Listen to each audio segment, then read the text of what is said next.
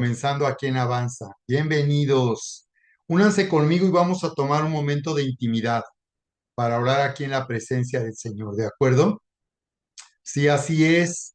Bendito Padre y Dios Todopoderoso, te amamos, te adoramos, te damos muchas gracias por este tiempo, Señor, de discipulado aquí en Avanza. Bendito Señor, sabemos que los cielos están abiertos, Espíritu Santo, y que tú vienes con poder. Tú vienes con tu presencia, con tu gloria, Señor, sobre nosotros, para abrazarnos, para consolarnos, para fortalecer nuestra fe y nuestro corazón.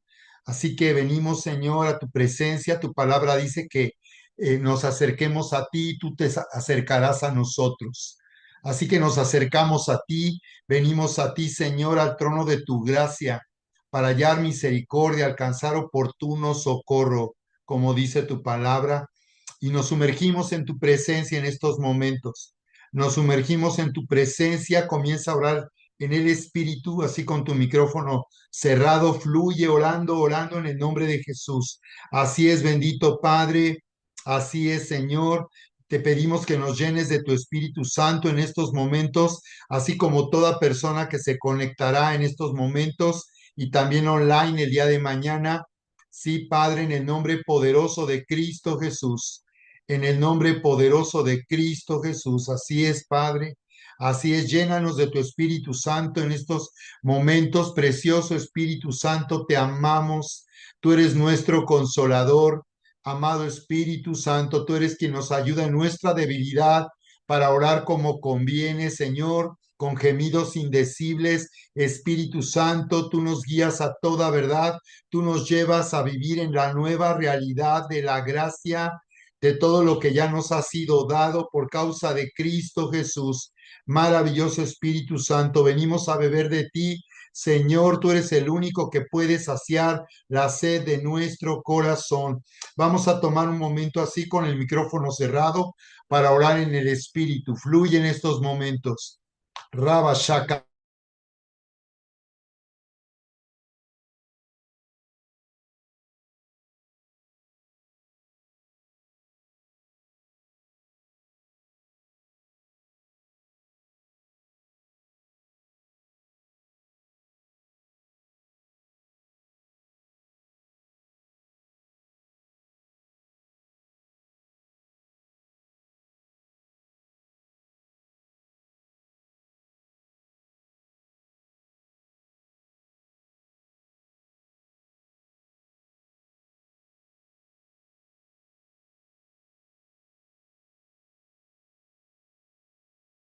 Fluye orando un momento más en el Espíritu. Amén. Rabba Shaka Tarabasha.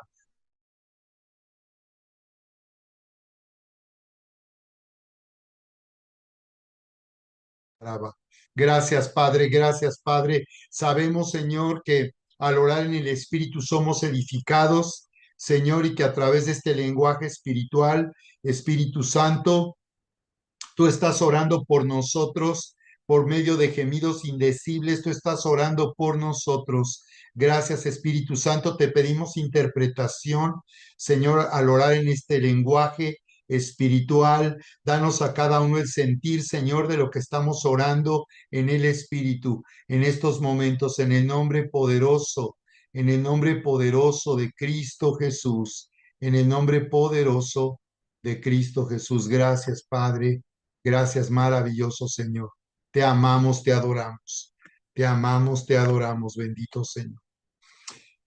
Muy bien, pues gracias por estar ya conectados esta noche aquí en nuestra sesión. Muy bien, pues nuestro tema, como comentamos, compartí el domingo pasado, nuestro tema de esta noche es avances sin límites.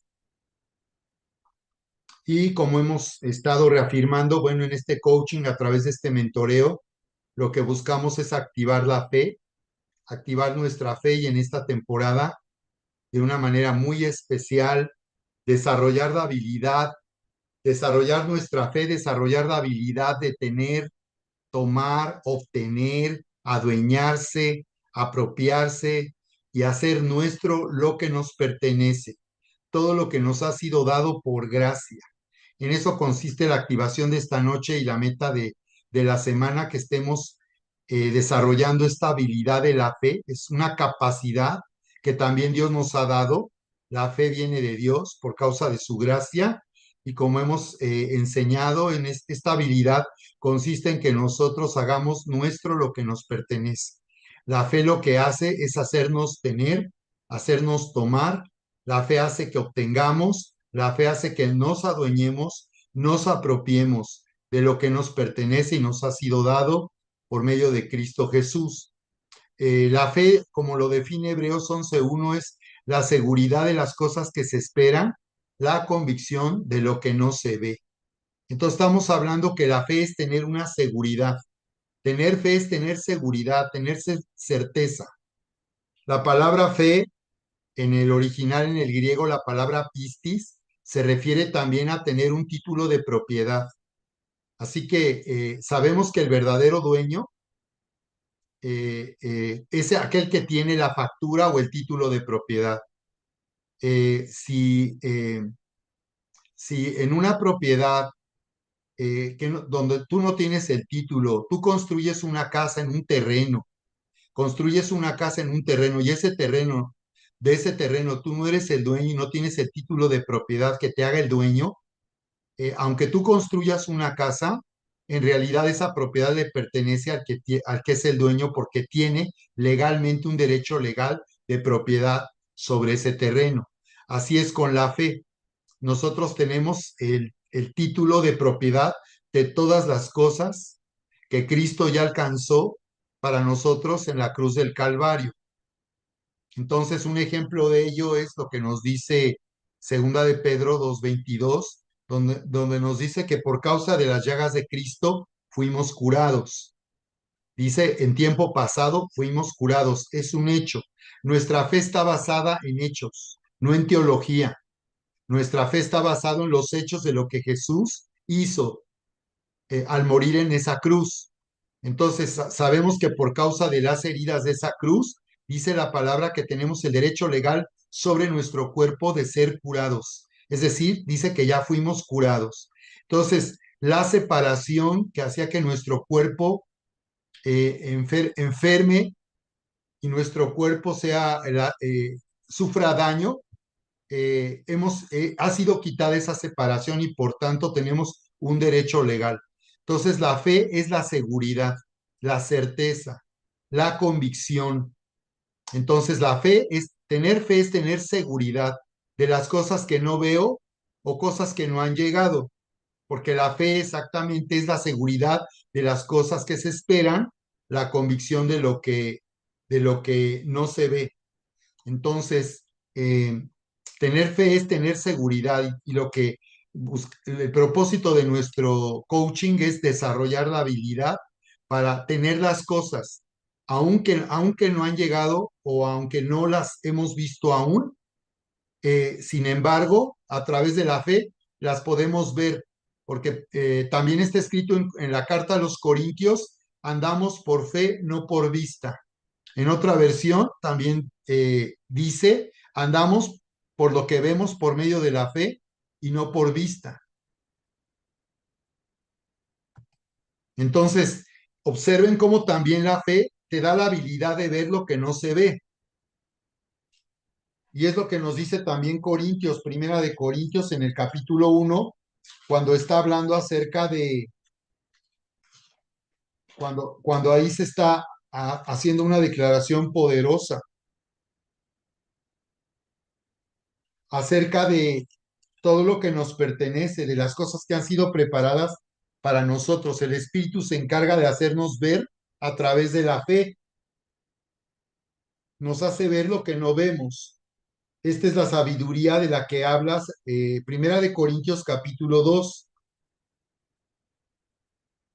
En el verso 9 dice, antes bien, cosas que ojo no vio, ni oído yo, ni han subido en corazón de hombre, son las que Dios ha preparado para los que le aman, para los que le aman, los que están conectados, los que están viviendo en el amor de Dios.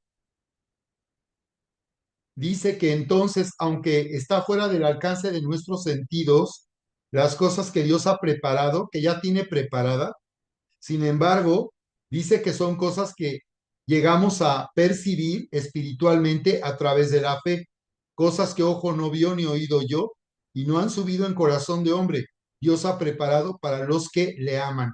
Entonces, aunque en nuestra condición hay una incapacidad por causa de nuestros sentidos y no podemos ver la realidad espiritual, sin embargo, dice que aún así, finalmente nosotros podremos percibir y vivir en esta nueva realidad de las cosas que Dios ha preparado a los que le aman. Verso 10 dice, pero Dios nos las reveló a nosotros por el Espíritu. Así que el Espíritu es quien nos hace vivir en esta nueva realidad, quien quita el velo, el Espíritu quita ese velo, ese velo que había en nuestro entendimiento por causa de nuestra condición humana, que solo podemos percibir lo que vemos y tocamos con los sentidos. Bueno, pues ese velo que ha sido quitado ya al haber nacido de nuevo en Cristo, nos da la capacidad ahora de poder percibir espiritualmente. Y la fe es lo que hace. La fe nos da la seguridad de cosas que se esperan, la convicción de lo que no se ve. Podemos tener la seguridad de las cosas y de eso se trata, de que vivamos en la seguridad de las cosas que ya tenemos, que nos pertenecen, que hemos obtenido, que podemos tomar, cosas de las cuales podemos adueñarnos y apropiarnos y que nos han sido dadas por causa de Cristo Jesús. Entonces, esta activación consiste en que nosotros utilicemos las llaves del reino, usemos las llaves del reino, y esas llaves consisten en orar. Entonces estamos entendiendo que Dios nos ha llamado a gobernar, nos ha entregado el reino, nos ha entregado la autoridad, el poder y el dominio del reino para que a través de nosotros Él se manifieste y hacer que el cielo gobierne en la tierra. ¿Cómo va a suceder eso? Al usar las llaves del reino, porque el Señor lo declaró ahí en Mateo capítulo 16, 17 y 18. Él declaró ya, él declaró, recuerdan la respuesta que le dio allá a Simón, y le dijo, a ti te daré las llaves del reino, y todo lo que ates y desates en la tierra será atado y desatado en el cielo. ¿En qué consiste usar las llaves del reino? En atar y desatar. ¿Y cómo vamos a atar y desatar? A través de lo que nosotros declaramos, a través de lo que nosotros hablamos, estamos atando y desatando. Nuestra manera de hablar puede estar atando o desatando. Nuestra manera de hablar puede estar hablando bendición o maldición. Nuestra manera de hablar puede hacernos gobernar o ser gobernados por las circunstancias. Nuestra manera de hablar puede hacer que nuestra fe se active y podemos estar haciendo que venga sanidad o que haya enfermedad. Entonces, usar las llaves del reino consiste en hacer la oración del reino, en gobernar a través de lo que hablamos, a través de lo que oramos, a través de lo que decimos. Y el otro principio que estamos viendo para activar nuestra fe y desarrollar la habilidad de tener las cosas, de tomar las cosas, de adueñarnos de lo que nos ha sido dado, es arrebatando el reino con violencia. Arrebatar el reino con violencia consiste en que nosotros no nos subordinamos a las circunstancias en que estamos viviendo, no nos sometemos a la realidad que estamos viviendo y que puede estar contradiciendo o en contra de lo que Dios ha hecho a nuestro favor, en contra de la voluntad de Dios para nuestra vida. El Señor Jesús declaró, yo he venido para que tengan vida y la tengan en abundancia. Así que arrebatar el reino es hacer que prevalezca la autoridad del reino, el poder del reino. Si el Señor dice que por su llaga fuimos curados, yo entonces arrebato el reino creyendo y declarando que yo soy sano. Soy sano en el nombre de Jesús. Ya soy sano. He sido curado. Entonces podemos nosotros arrebatar el reino también, anticipándonos al bienestar que va a venir a nuestra salud una vez que hayamos sido curados, una vez que se manifieste la sanidad. Entonces Dios nos está llamando a manifestar la sanidad, la abundancia y su salvación. Segunda de Corintios 8:9 declara, ya saben la gracia del Señor Jesucristo, que siendo rico se hizo pobre para que vosotros con su pobreza seáis enriquecidos. Arrebatar el reino es en medio de la escasez o en medio de la crisis, aún que yo pueda estar viviendo, esa es una realidad que Dios no desea para mí. En tercera de Juan 2 dice, amado, yo deseo que tú prosperes en todas las cosas y tengas salud, así como prospera tu alma. Arrebatar el reino es declarar, yo soy rico, me has enriquecido, declaro que soy rico y he sido enriquecido. Y después puedes anticipar y celebrar por anticipado para que sea manifestada esta realidad, diciendo gracias Padre porque tú dices y tú has declarado que yo he sido enriquecido. Gracias porque he sido enriquecido. Gracias porque ya soy rico. Eso es arrebatar el reino, que yo me rehúso a que mis pensamientos y mis emociones me gobiernen. Entonces tenemos que desarrollar esta habilidad y gobernar primeramente nuestra alma, gobernar nuestra mente, gobernar nuestras emociones. No tolerar que nuestras emociones nos gobiernen,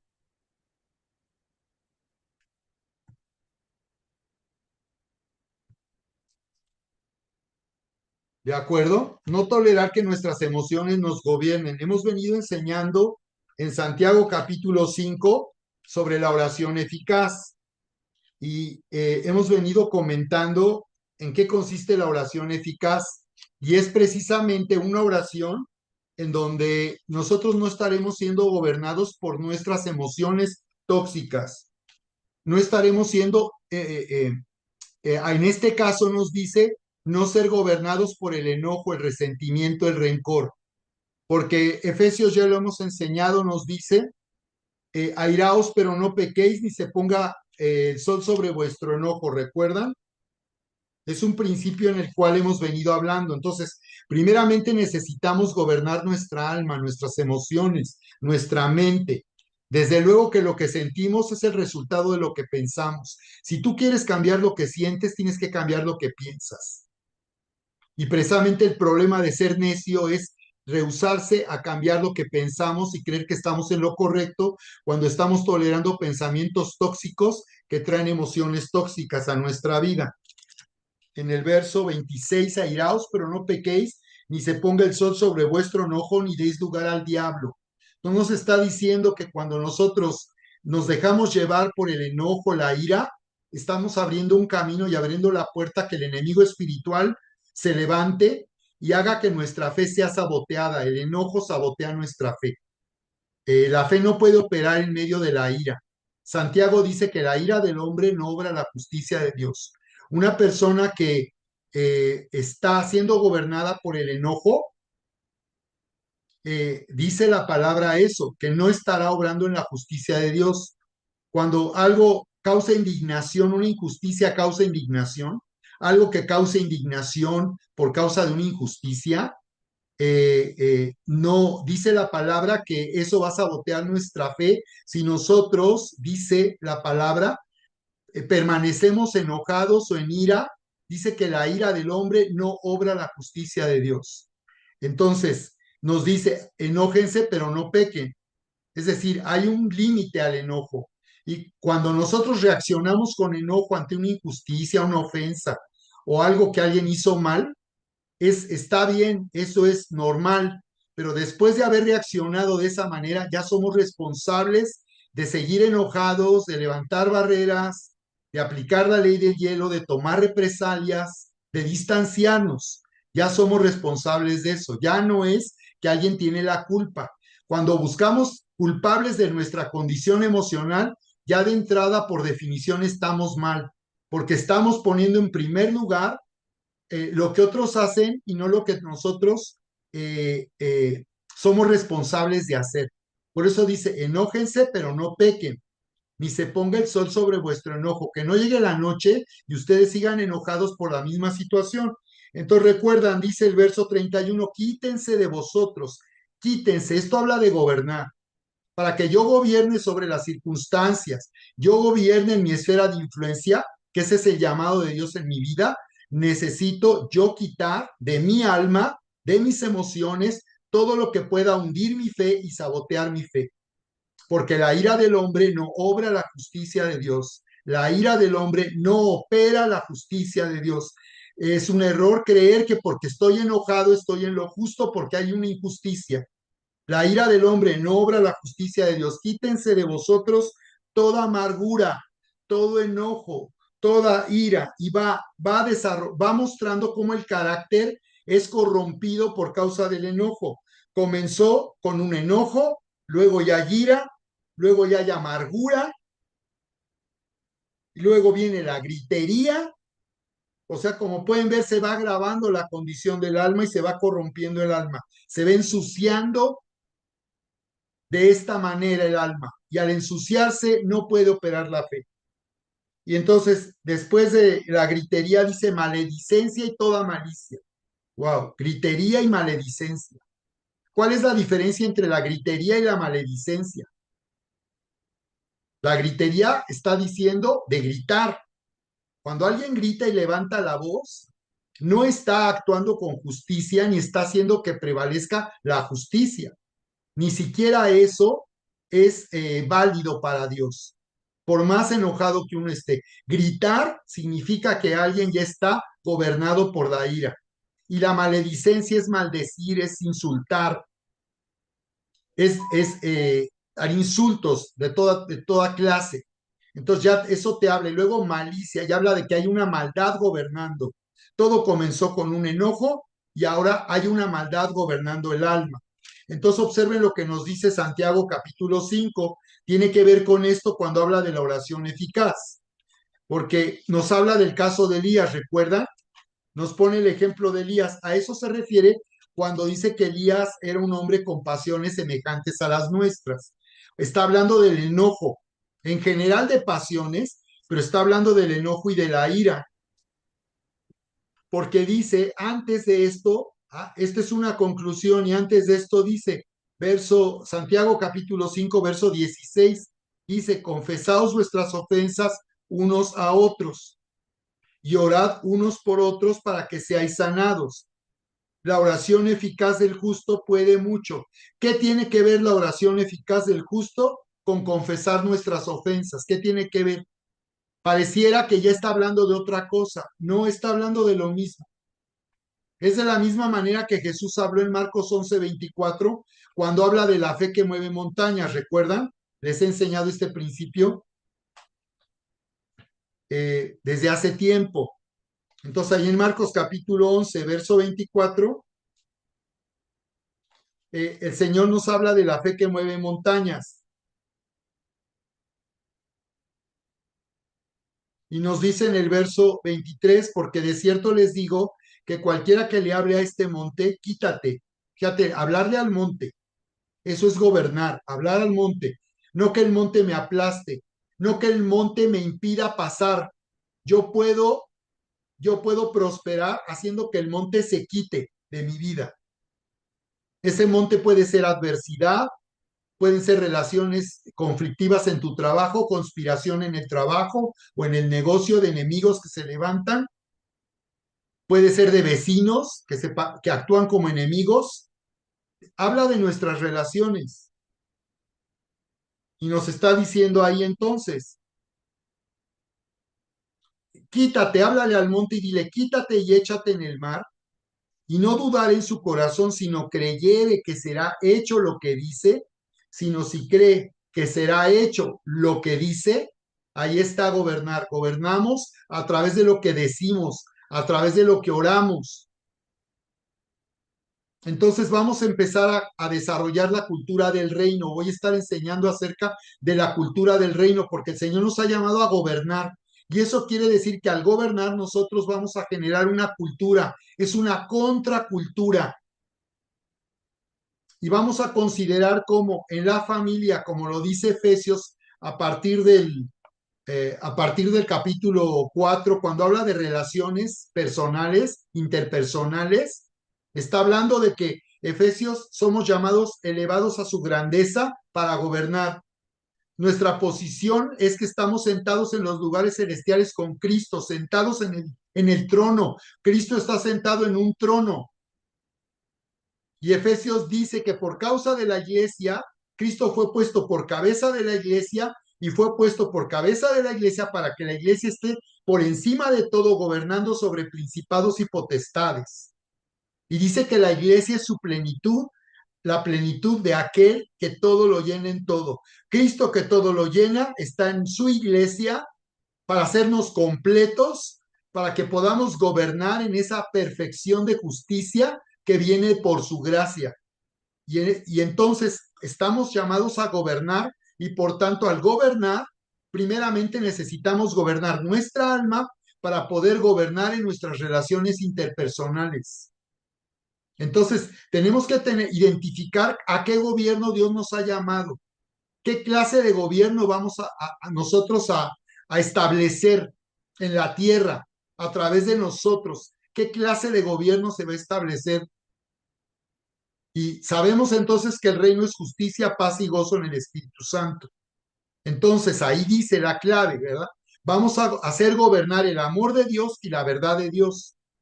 En todo lo que sucede en nuestra vida y en nuestras relaciones, estamos llamados a hacer que gobierne el amor y por tanto la verdad de Dios. Y si es así, vamos a hacer que gobierne la justicia. Y la justicia es perdona como yo te he perdonado. Mateo 11, el Señor dice cuando nos hace orar la oración famosa del Padre Nuestro. Y dice, y perdónanos nuestras deudas, así como también nosotros perdonamos a los que nos deben. Eso es hacer gobernar la paz, la justicia. La justicia, lo justo es que nosotros perdonemos y pidamos perdón. Marcos capítulo 11 les decía entonces, verso 24, el Señor está hablando de la fe que mueve montañas y acaba hablando de perdonar. ¿Recuerdan? Lo hemos comentado en varias ocasiones. Por tanto, les digo que todo lo que pidan orando, si creen que ya lo han recibido, entonces se manifestará. Si creen que ya lo han recibido, o sea que primero hay que recibir por fe, es decir, tener la seguridad de que tengo algo que no veo y que no ha llegado. Cuando eso llegue ya no necesito fe, sino más bien necesito agradecer a Dios y necesito adorarle y alabarle por lo que Él hizo, ya lo hizo, se manifestó su respuesta poderosa. Pero primero lo tengo por fe, tengo esa seguridad. Verso 25, y cuando estén orando, cuando oren, el Señor da por hecho que oramos todo el tiempo, que estamos orando, porque orar es gobernar, orar es autorizar que el cielo gobierne la tierra a través de nosotros. Orar consiste en autorizar que a través de nosotros el cielo gobierne la tierra y a través de nosotros el reino de Dios se manifieste en este mundo. Así que nosotros representamos la gloria de Dios y el reino de Dios, somos embajadores del reino, representantes plenipotenciarios con todos los poderes para representar al reino. Nosotros tenemos un llamado a representar el reino en lo privado y en lo público, en lo íntimo y personal y cuando estamos delante de los demás. Entonces dice, por eso les digo en otra versión, que todas las cosas por las que piden y oran, si creen que ya las han recibido, entonces vendrán, se manifestarán, se harán realidad, pero yo ya lo tengo.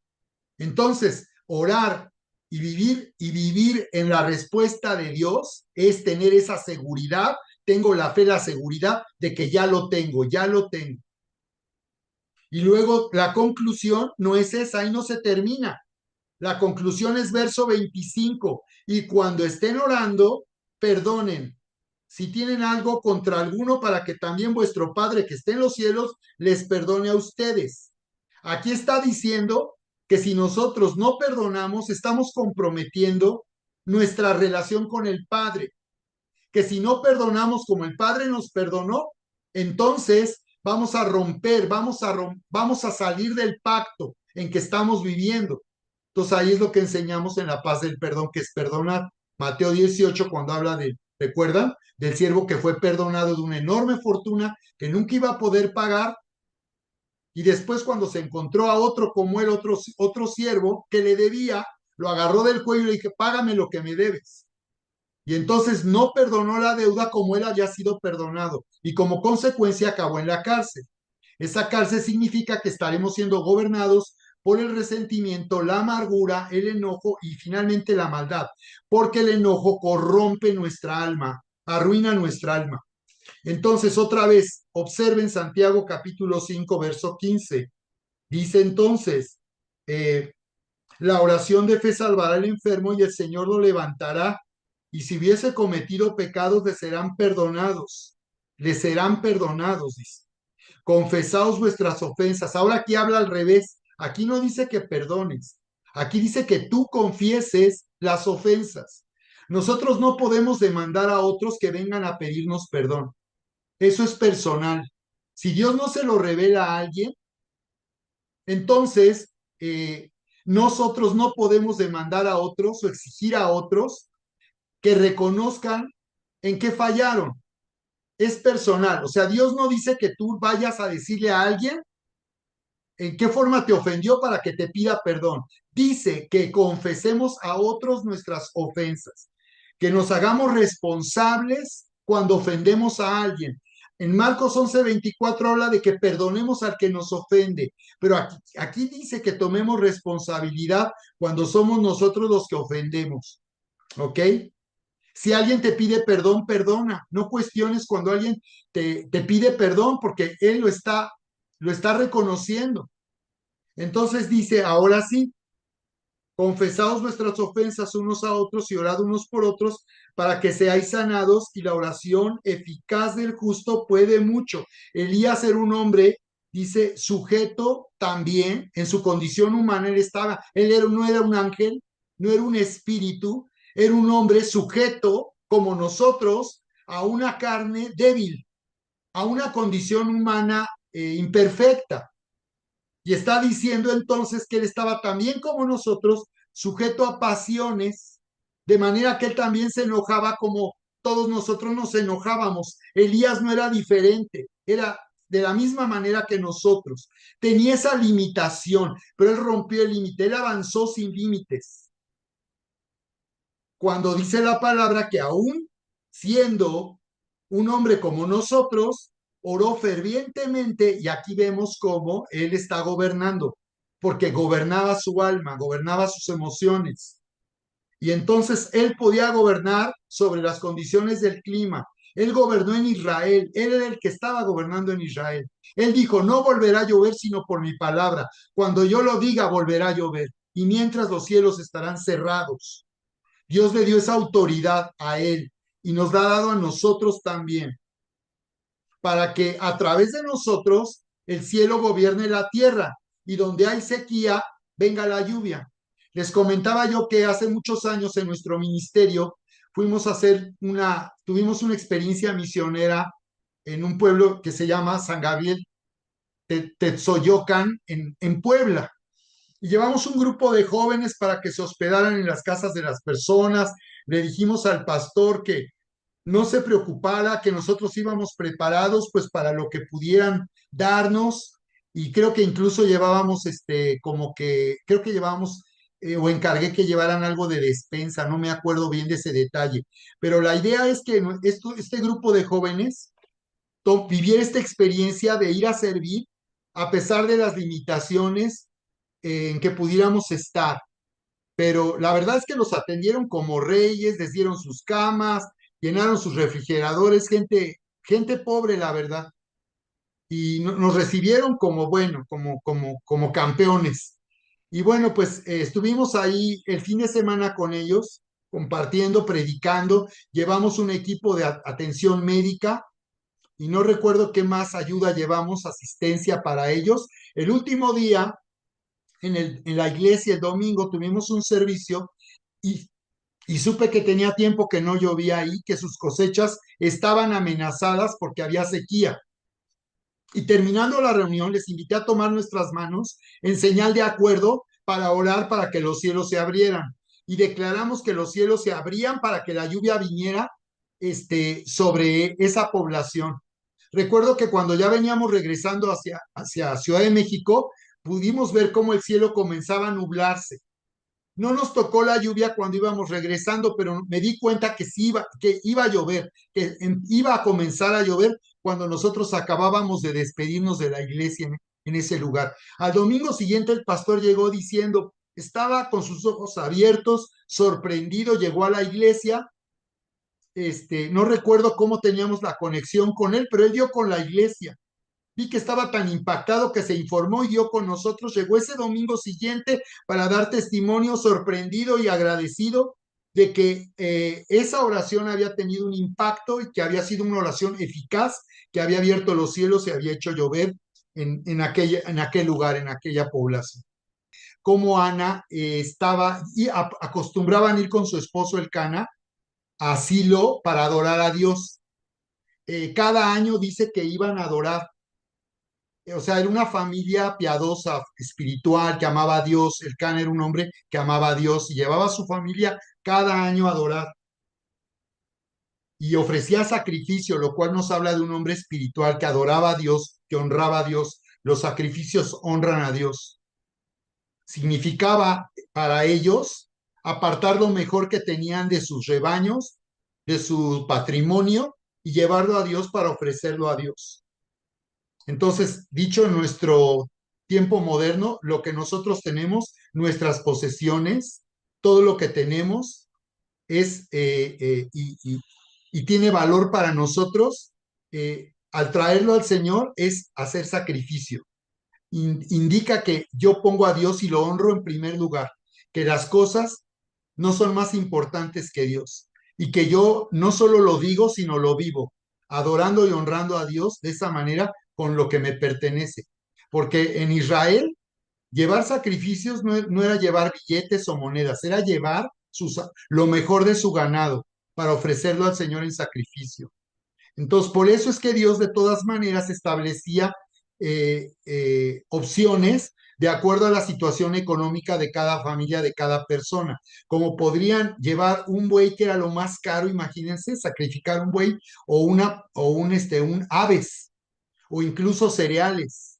Si la gente estaba pasando por un momento, pues digamos, de dificultad, sin embargo, no tendría problema de ofrecer sacrificio a Dios. Entonces nos dice que aunque ellos acostumbraban, él amaba a Dios y de esta manera era un hombre que adoraba al Señor, sin embargo nos dice que Ana tenía un problema y que a pesar de estar en una atmósfera espiritual, pues Ana estaba siendo una mujer religiosa, porque aunque iban a adorar a Dios, ella tenía un problema como el que acabamos de comentar emocionalmente, y es que estaba en un problema de envidia, de competencia, de rivalidad con la otra esposa del Cana. El Cana le había asegurado su amor a ella, ¿recuerdan? Dice la palabra que ella le daba una parte escogida y especial de las ofrendas del sacrificio, porque del sacrificio finalmente había una parte con la que ellos se quedaban y él le daba a ella una parte escogida. Entonces él le mostraba cuánto le amaba de esa manera y por eso le dijo, yo te soy mejor que hijos, o sea, me tienes a mí, aunque nunca me des hijos, tú vas a ser mi amada porque yo te amo, aunque no me des hijos. Eso no determina cuánto yo te amo. Por eso él trataba de consolarla para sacarla de ese conflicto que ella traía con Penina. Y dice que su rival, verso 6, la irritaba, enojándola y entristeciéndola porque el Señor no le había concedido tener hijos, lo cual nos deja ver que la otra mujer se burlaba de ella, se comparaba con ella para hacerle sentir que ella era inferior y que estaba por debajo de ella. Entonces estaba enojada, ahora sí que la hacían enojar. Y aquí podemos ver que aunque llevaban sacrificio, iban a adorar a Dios, su fe estaba siendo saboteada por el principio que acabo de enseñar. Entonces vean esto, Ana significa gracia. Entonces esto habla de una iglesia llamada a vivir en la gracia, pero como una iglesia que está llamada a vivir en la gracia, un discipulado que está llamado a vivir en la gracia, puede estar fuera de esta realidad cuando estamos tolerando emociones que sabotean nuestra fe, que hunden nuestra fe o dividen nuestro corazón. Porque estas emociones nos dividen, haciendo que nuestra conexión con Dios, que es espiritual, quede dividida al tener una actitud carnal. Entonces, no podemos ser espirituales y carnales. Si estamos con un pie adentro y un pie afuera, acabamos hundidos en la carne, en nuestra condición humana. Por eso yo hablo de un avance total. Avance total significa es un avance de fe. Es una fe completamente libre de sabotaje, blindada, que no es lastimada por las relaciones. Porque ¿de dónde vienen estas situaciones? Pues de las relaciones, de la manera en que estamos viviendo nuestras relaciones en familia, en el trabajo, en el negocio, con amigos, con vecinos, aún con extraños. Finalmente los extraños puede suceder alguna situación, un incidente que nos pueda poner en un conflicto, aún personas que ni conocemos. Entonces observen cómo Ana representa una iglesia llamada a la gracia. El Cana se refiere al poder creativo de Dios. Entonces, ¿cómo el poder creativo de Dios requiere la gracia para dar fruto?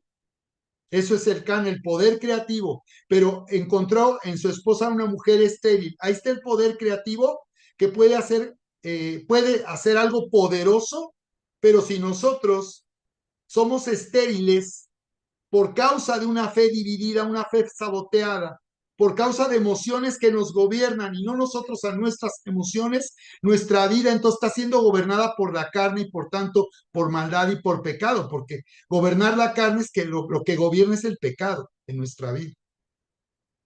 Entonces esto no es condenatorio, pero nos hace responsables de cuidar nuestra condición espiritual y emocional. Nosotros somos responsables de cuidar nuestra condición emocional. No podemos hacer responsable a otros de la forma en que nos sentimos. Somos nosotros los responsables. Aunque otros no cambien, yo sí puedo cambiar y es mi decisión cambiar. Yo elijo si voy a seguir viviendo a la antigüita o voy a vivir en la vida nueva. Si voy a hacer lo que todo el mundo hace cuando hay conflictos interpersonales o voy a hacer que el reino gobierne a través de mí, trayendo paz y haciendo que el amor y la verdad sean lo que prevalezca, no la maldad que hay en este mundo, que hay en mi vida, que puede haber en mi condición humana. Porque sí, en nuestra condición humana, de ahí está la fuente de todo, de esta maldad. Sí, todos estamos en el mismo conflicto, todos tenemos esta amenaza de que, de nuestra condición de pronto cuando tú despiertas, porque hay veces que te sientes tan mal, pues por nuestra condición humana. Puede ser que despiertes sintiéndote triste, o comiences el día sintiéndote enojado, o o en una condición que hace que tu fe no te sientas con fe. Hay veces que amanecemos o empezamos el día llenos de fe, de entusiasmo, de alegría, porque hay esos altibajos, eso es normal, estamos en la carne. Cada vez que comenzamos un nuevo día, necesitamos buscar el reino, buscar la presencia de Dios, ser llenos del Espíritu Santo. Eso no solo cuando venimos a la iglesia o cuando vamos a servir a Dios, eso es nuestra manera de vivir. Esa es la cultura de Jesús, ese es nuestro estilo de vida, que Él nos gobierne a nosotros todo el tiempo. Tú puedes orar en todo momento y en todo tiempo. Es una mentalidad. Cuando entendamos la importancia de gobernar, vamos a estar orando constantemente. Por donde quiera que vamos a tener oportunidad de levantar las manos, orar aún así en forma discreta, pero vamos a tener la oportunidad de ejercer el gobierno del reino aquí en la tierra. Entonces, Ana, a pesar de que era amada, porque dice que la amaba, era amada, no dice eso de Penina, no sé qué pasó ahí, pero Ana dice que era amada y que él la amaba y le daba una parte escogida, aunque no le había el Señor concedido tener hijos, como diciendo, aunque ella no tenía, digamos, hijos para que por eso ella también la amara, sin embargo, a pesar de que no había tenido hijos, él la amaba. Ese es el amor incondicional. Ese es el pacto al que Dios llama en el matrimonio, un amor incondicional. Y entonces dice que su rival la irritaba. Entonces ustedes vean eso, que ella oró desde la amargura, oró desde el enojo, oró desde la envidia, oró en esa condición. Esto es algo sorprendente. ¿Qué nos dice esto? ¿Qué piensan? ¿Lo habían considerado? ¿Cómo ella, sintiéndose tan mal, sin embargo, buscó la presencia de Dios? ¿Qué significa esto para ustedes? ¿Quién quiere comentar aquí? Bueno, a mí me gusta mucho el entendimiento de la gracia, sobre todo a través de la vida de Ana y cómo ella, cómo ella derramó su corazón y cómo eso activó también la fe para un milagro. Creo que cuando derramamos nuestro corazón delante de Dios, este, mm, pues la fe empieza a actuar en nuestra vida. Entonces me gusta mucho el nombre de Ana por esta razón, porque habla de eso, de gracia. También cuando la gracia se derrama en nuestras vidas, está muy padre porque ocurren pues milagros, ocurren cosas sorprendentes e inesperadas. Entonces, creo que esto pues conecta sobre todo con la fe de la que estabas hablando, de cómo pues Ana en este corazón que estaba pues en una amargura, a final de cuentas al venir a la presencia de Dios y vertirse, provocó pues un milagro y eso está muy, pues muy padre. Gracias, amor, por comentar. Excelente. ¿Quién más? ¿Cómo estás recibiendo todo esto que estamos comentando y ahorita el caso de Ana? ¿Qué te está hablando el Señor al considerar lo que aquí dice la palabra? ¿Qué te está hablando el Señor en estos momentos?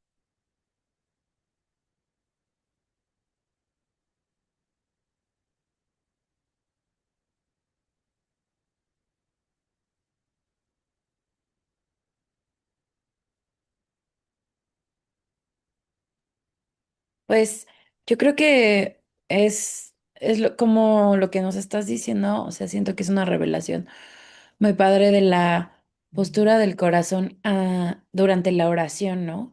Y creo que eso es algo como que nos reta en la forma en la que no solo pedimos las cosas, sino cómo las estamos recibiendo.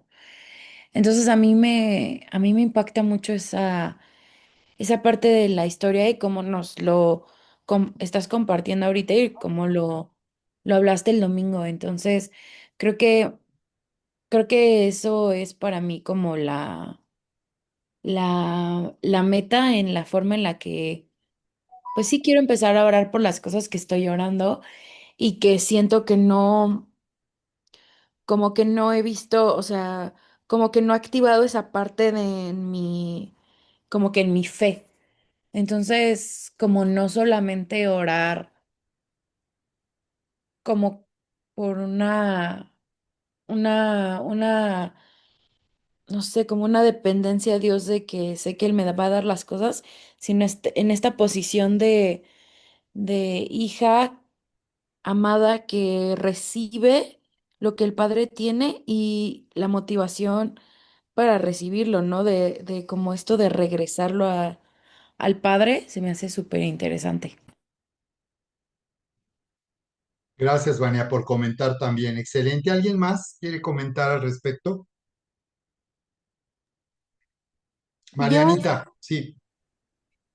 gracias. Yo estaba pensando que, o sea, yo lo conecté. La primera cosa que pensé cuando nos preguntaste es cómo, pues, ella, a pesar de todo lo que estaba viviendo, pues sabía que su único consuelo, su única respuesta iba a estar en la presencia de Dios, ¿no? O donde iba a ser escuchada. Entonces, pues, eso fue una de las razones por las que yo creo que ella fue a orar a pesar de la circunstancia que estaba viviendo. Y sí, justo hablando de lo del consuelo, ajá, o sea, justo ayer veía cómo, cómo es importante encontrar tu consuelo únicamente en Dios. Y como que a veces si lo buscas en cualquier otra cosa, o sea, quedas como pues ya totalmente desarmado hasta que solamente reconoces que está en Dios. Entonces yo creo que también pues ella se sentía triste, como decía la palabra que lloraba y todo, y también fue como a buscar ese consuelo y después como dicen pues eso desató todo lo demás que sucedió. Ok, así es, Marianita, gracias. Sí, está poderoso esto que estamos viendo aquí con Ana. Vean cómo, que por cierto, esto era algo que yo había preparado para predicar, nada más que este domingo fue diferente la forma en que presenté la conferencia. Yo había pensado, yo tenía planeado predicar sobre el caso de Ana el domingo enseguida de inesperado, porque fíjate que, fíjense que se me hizo padrísima la palabra que compartieron Charis y Erika, hablando en el caso de Agag, ¿no? De cómo una mujer que Dios la lleva del desierto, ¿verdad? Dios la lleva del desierto, de la amenaza de, de, de que su vida fracase en el desierto y la lleva al pacto. Porque fíjense cómo Agag, por qué Dios bendijo a Agag no siendo la legítima esposa de Abraham, no era realmente su esposa, ni siquiera una concubina, como acostumbraban en ese tiempo, sino simplemente era una esclava que le dio un hijo. ¿Cómo una esclava que le dio un hijo pudo tener un hijo de Abraham que finalmente Dios le protegió y además bendijo a toda la descendencia de Ismael? Viene ahorita todo el conflicto árabe-israelí. Ahí esta es la raíz, porque Dios es un Dios de pacto. Y toda la descendencia de Abraham, aunque sea la descendencia de Agar, estaba bajo pacto. Y Dios es fiel. Y aunque ese no era el modelo ideal para Dios, sino era Sara, y Dios le había dicho a Abraham y a Sara que les iba a dar que ellos tuvieran un hijo, ellos lo hicieron por su cuenta.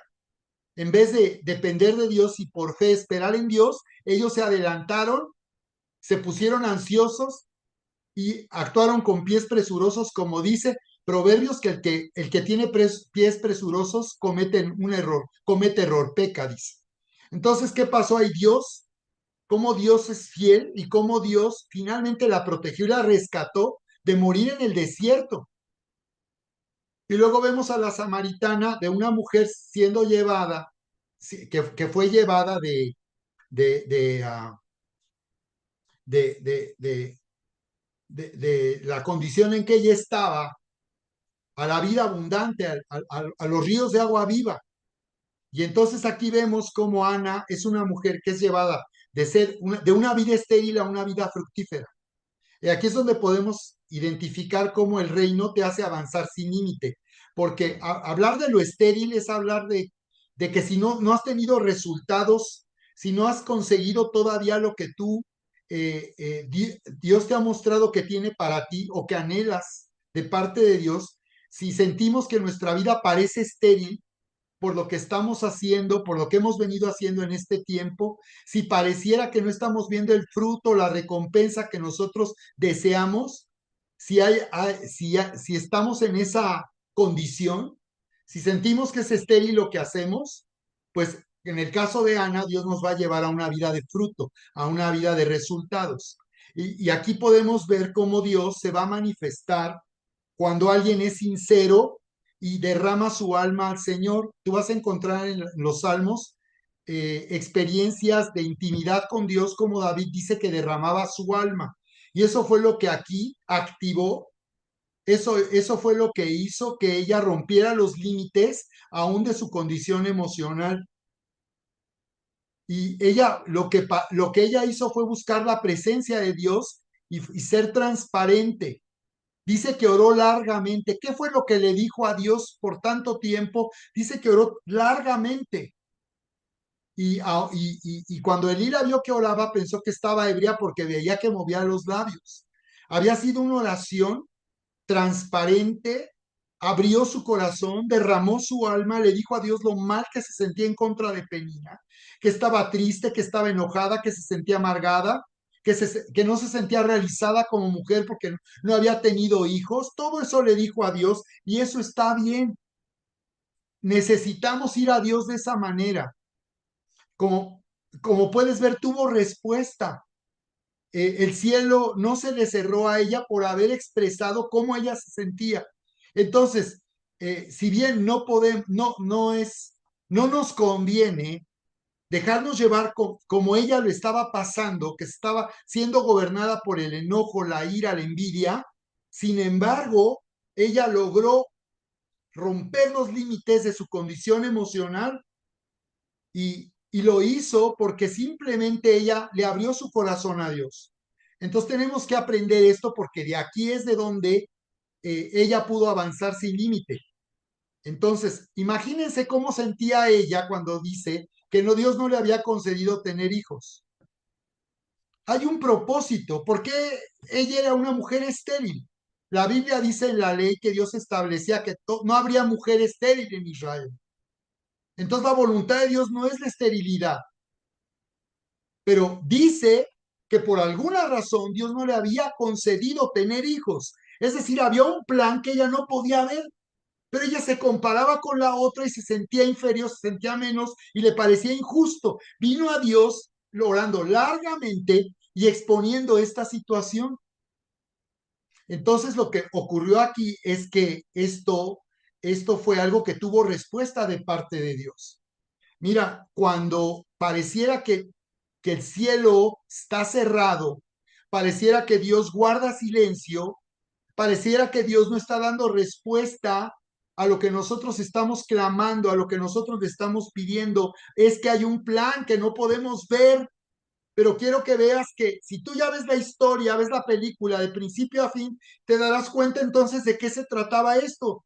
Quizás te has preguntado, bueno, ¿de qué se trata esto? Cuando sientes que hay esterilidad en algún área de tu vida o que no estás teniendo el resultado en tu vida que deseas. Y entonces tu pregunta puede ser, ¿de qué se trata? Se trata de que Dios tiene un plan y de que en la esterilidad él se manifiesta para tener un fruto sorprendente. Y en este caso Dios tenía un plan. Y el plan era que a través de una mujer Dios pudiera tener a un profeta, a un siervo que le iba a servir como profeta para Israel. Y ese fue Samuel, un juez notable en la historia de Israel. Entonces, si lo vemos ya de esa forma y vemos toda la perspectiva y vemos toda la película, y si Ana hubiera visto todo esto desde un principio, no habría entrado en tanto conflicto. Ella pudo haber descansado y simplemente esperar en Dios sabiendo que Dios sí la tenía ya, le tenía preparada una familia, porque como ya vimos, Dios le dio 3 hijos y 2 hijas más después de Samuel. Y esto ocurrió después de que ella entregó y dedicó al Señor el hijo que Dios estaba buscando para que le sirviera como profeta de Israel. Entonces, aquí podemos ver lo que sucede cuando parece que el cielo está cerrado y que Dios guarda silencio. Mira lo que dice en el libro de Job 23:3. ¿Quién me diera saber dónde hallar a Dios? Yo iría hasta su trono. Imagínate Job en medio de tanto quebranto, tanto dolor, de haberlo perdido todo por causa del ataque del diablo. Y él siente que Dios no siente la presencia de Dios. Y él dice, ¿quién me diera saber dónde hallar a Dios? Si yo supiera dónde hallar a Dios, iría a su trono. Sin embargo, no es que Dios no respondiera, o muchos lo toman como que Dios, un rechazo, o dejan de orar, dejamos de orar, que es lo que muchas veces sucede, o lo tomamos como un rechazo, pero no, ahí donde hay esterilidad, no te conformes, ni te rindas, ni te subordines a la esterilidad, porque ahí hay un plan de Dios y hay un fruto sorprendente que Dios quiere manifestar en medio de esa esterilidad. Ahí donde hay esterilidad, hay fruto que Dios tiene preparado.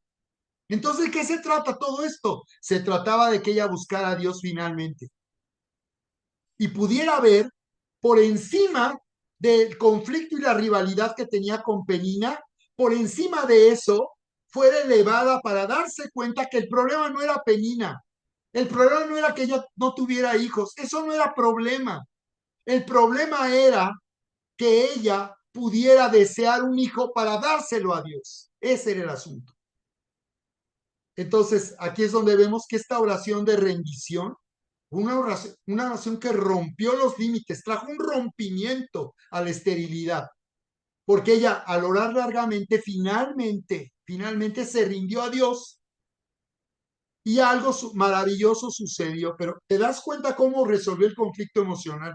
Entonces nosotros necesitamos entrar entrar en esa paz de Dios, de no estar conflictuados, alterados, afectados todo el tiempo por lo que está sucediendo en nuestras relaciones, en nuestra situación económica, con la familia, en el mundo en que vivimos. Tenemos que aprender a permanecer gobernando nuestra alma y sujetando nuestra alma. Recuerdan que Proverbios dice, mejor es el que tiene dominio de su condición que el que conquista una ciudad. Ese es mejor. Entonces, en el caso de Job, Dios de la misma manera.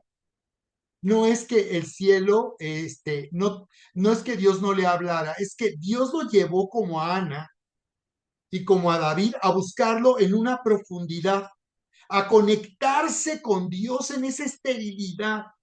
Y entonces cuando sentimos así en el ministerio, hemos sentido esa esterilidad, entonces Dios nos está llamando a ir a lo profundo y conectar con Él, con su espíritu y entender el plan de Dios y qué es lo que Dios quiere hacer, porque si pareciera que Dios está guardando silencio, se ha quedado callado, pareciera que Dios no nos habla, no sentimos su presencia, es porque en realidad Él nos está llamando más profundo, a conectar con Él.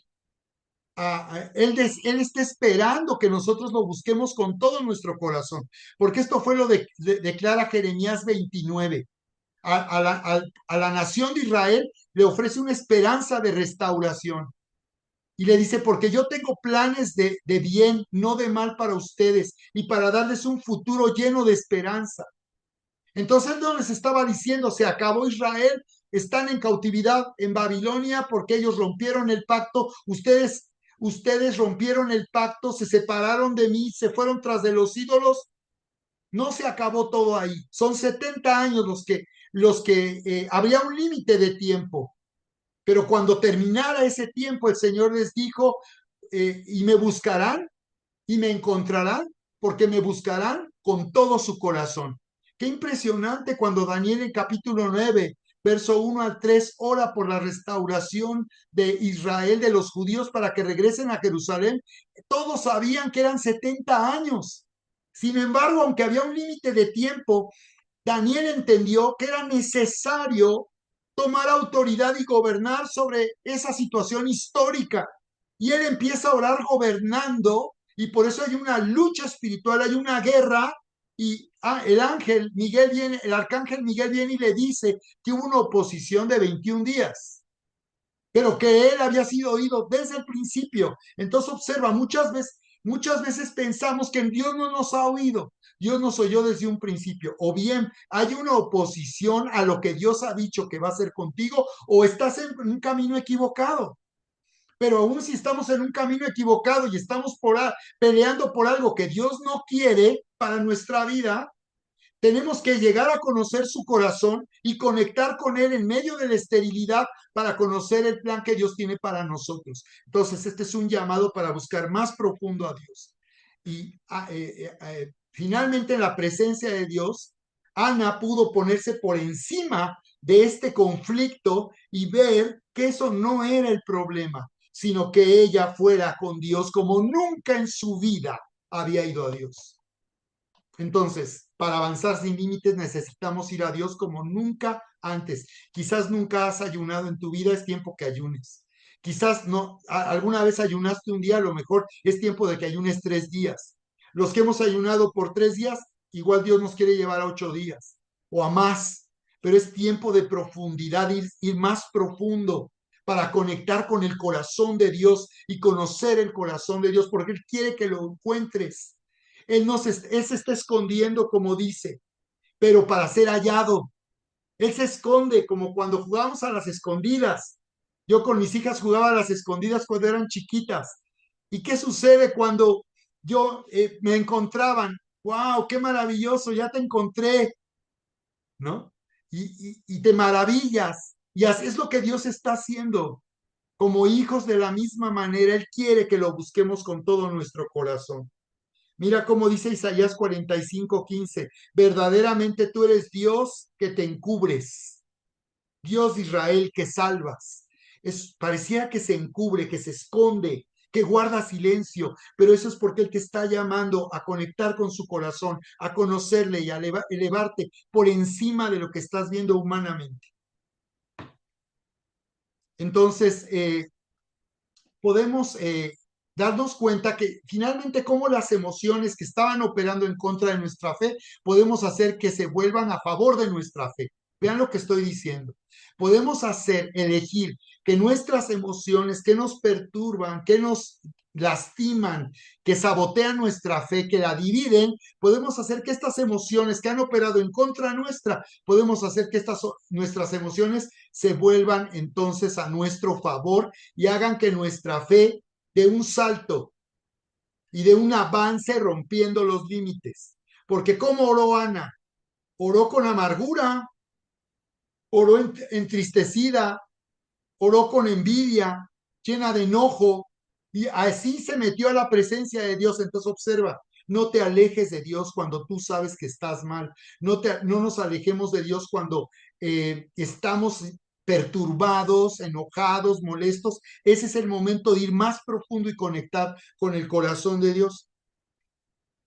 Hay días que quizás te levantes con entusiasmo y alegría. Ese día hay que orar con fe. Hay que dar gracias a Dios creyendo que ya tengo lo que me dijo. Pero si un día amanezco triste, no hay problema. Manejemos eso de otra forma. Porque yo era de los que pensaba, ok, no puedo estar triste y me esfuerzo por mantenerme feliz y contento todo el tiempo. Hay días también que yo me llego a sentir triste. Y sin embargo, estoy entendiendo ahora que eso puede ser un momento para orar de otra manera, de otra manera en todo tiempo. Si yo estoy triste y me siento triste, ¿cómo puedo orar a Dios? Ah, pues puedo venir y humillarme al Señor y rendirme en humillación. Humillarme ante su presencia y decirle lo frágil que yo me siento. Pero ahí al rendirme es una rendición confiada porque estoy diciendo, ok, me siento desanimado, me siento triste, pero en esta condición de tristeza todavía puedo orar de la forma gobernando sobre mi alma, utilizando estas emociones no para dejar de orar, no para dejar de buscar a Dios, no para persistir en lo que Dios me ha dicho que quiere darme, sino que yo puedo orar aún sintiéndome mal, pero de la forma correcta. Entonces, estoy entendiendo que aún si nos sentimos tristes, puede ser un momento de humillación ante la presencia, de quebrantarnos y llorar ante su presencia. Y reconocerle que, como me pasó hace mucho tiempo, y yo les he comentado en el libro de Isaías, en un tiempo en que parecía de la misma manera que el cielo estaba cerrado, que Dios guardaba silencio, y que no parecía yo tener ninguna respuesta de Dios. Dios estaba escondido y yo fui a su presencia y en ese momento mi vida, me salió el sol en mi vida. Y él me recordó una palabra y oí su voz, la voz del Espíritu, decirme esa palabra.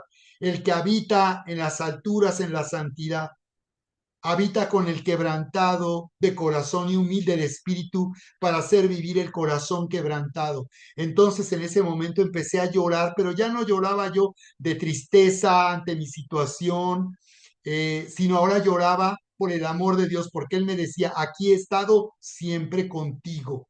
Aunque tú creías que yo estaba lejos, aunque tú creías que yo había guardado silencio o que me había escondido, mira, me encontraste en medio de una situación para ti tan difícil, de tanto sufrimiento y tanto dolor, mira, me encontraste y lo encontré como Ana encontró al Señor en Silo. De la misma manera lo encontré. Y cuando me dio esa palabra, claramente entendí que Él había estado siempre, el que habita en las alturas y en la santidad. Dice, lo que Él me hizo entender es, yo que soy tan inaccesible, estoy tan alto, tan arriba, que ustedes no pueden llegar a mí. Estoy tan arriba, tan alto, por encima de los cielos, de los cielos, de los cielos, que no me pueden contener. Mira, cuando tú sufres, estoy aquí contigo. habito con el quebrantado. No llego como visita de médico, entrada por salida. No como cuando vamos a visitar a alguien que esté enfermo, no sé por qué pasa, pero sientes nada más estar un momentito ahí, orar y vámonos, porque no sientes estar ahí todo el tiempo. Pero Dios dice, yo aquí estoy, y aquí he estado siempre. Entonces, eso es lo que sucede. Entonces, la verdad es que ese día para mí fue glorioso, vi la gloria de Dios, cambió mi perspectiva, me levanté con una fe revitalizada, me levanté con una capacidad para enfrentar lo que yo estaba viviendo y salimos adelante en un tiempo tan duro y de tanto sufrimiento en nuestra vida y en nuestro ministerio, porque encontré en esa profundidad al Señor y Él hablando a mi vida, porque si tú conectas con el corazón vas a oír su voz, te va a hablar a través de una palabra, te va a dar un sentir, pero te va a hablar. Así que si tú empiezas tu día con entusiasmo, con alegría, aprovecha, súbete a la ola, ora con fe, gobierna con la fe de Dios, declara la bendición sobre tu vida, declara sobre tu casa salvación, métete con todo. Si levantaste con entusiasmo, haz la oración de guerra espiritual, toma autoridad y levántate para gobernar y poner a los enemigos por estrado de los pies del Señor. Pero sí se puede orar de tantas maneras. Si te sientes frustrado, es un momento de orar diciendo, yo reconozco que al que cree todo le es posible. Me siento tan frustrado, pero tú has dicho que al que cree todo le es posible. Si vienen pensamientos de frustración, dilo y decláralo. Todo lo puedo en Cristo que me fortalece. Al que cree todo le es posible. Y así le hablo a mi alma. En el alma se levanta una voz que viene de mi carne o también puede venir inspirada por el enemigo. No importa si viene de mi carne o del enemigo, no importa que tenga la respuesta que yo tengo de parte de Dios. Y es la manera en que nosotros podemos entonces gobernar, ¿ok? Dios nos llama a gobernar. Y finalmente, a través de lo que estamos viviendo, aunque sea adverso, aunque sea difícil, Dios nos lleva finalmente de gloria en gloria y de victoria en victoria. Entonces, veíamos la palabra finalmente en conclusión en Corintios, ¿recuerdan? En 2 de Corintios 3, verso 18. Por tanto, nosotros todos, mirando a cara descubierta, dice, como en un espejo la gloria del Señor. Mirando a cara descubierta, está hablando, comparando con Moisés, que tuvo que ponerse un velo porque su cara brillaba, resplandecía, cuando él declaró la ley de Dios al pueblo de Israel con las tablas. Y dice que su pueblo, su rostro brillaba y la gente no podía verlo porque brillaba como el sol. Entonces usó un velo y entonces dice que los judíos hasta el día de hoy tienen un velo sobre sus ojos que no les permite conocer al Mesías prometido, a Jesús, el Mesías de Israel. Pero dice que nosotros que hemos nacido de nuevo, que hemos conocido al Señor, tenemos la cara descubierta. No hay un velo. Ese velo fue quitado cuando nacimos de nuevo y podemos mirar en ese espejo, dice la gloria del Señor. Es un espejo de gloria. Entonces, haz la oración del espejo de gloria esta semana. Mírate en ese espejo. Mírate como Dios te ve, como Ana finalmente se pudo ver. No como una mujer inferior que se menospreciaba, que pensaba que lo mejor era, es decir, que ella se sentía tan desdichada, pero ve en ese espejo, ve como Dios te ve a ti.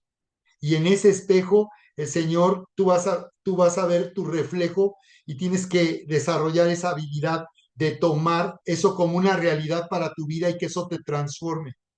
Todo lo puedo en Cristo que me fortalece. Así como todo lo puedo en Cristo que me fortalece es un espejo, donde yo me puedo ver como alguien que todo lo puede hacer porque soy fortalecido.